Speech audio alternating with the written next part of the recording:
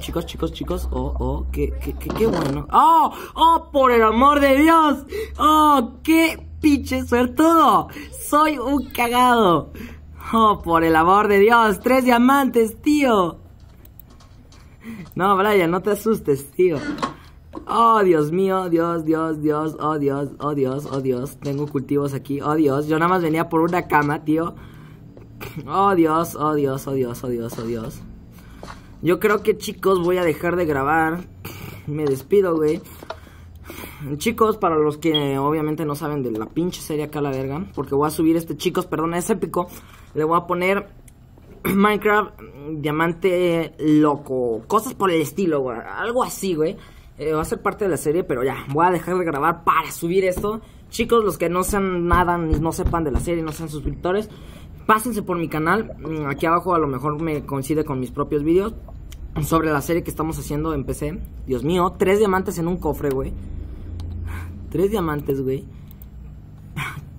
No sé si lo hizo Carla935 o Coldplayer, o ni siquiera era parte de la idea. No creo que hayan sido ellos, porque nada más me hicieron la casa.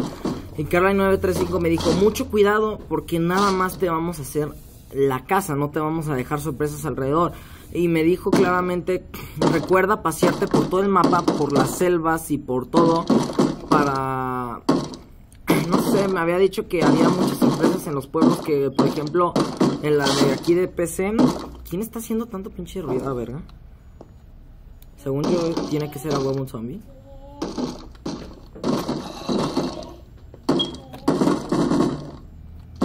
Porque ya se me hizo de noche, me venía por una cama. Pero en fin, chicos, me despido y nos vemos en el próximo video. Por favor, los que no sean suscriptores, suscríbanse acá abajo y chequen mis videos de la serie de PC. Esto es épico, ¿Qué pedo? ¿No puedo romper esto? ¿Qué pedo?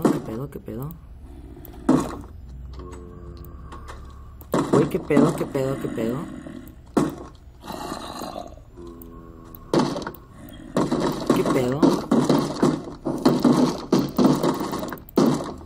¿Qué pedo, güey, a la verga?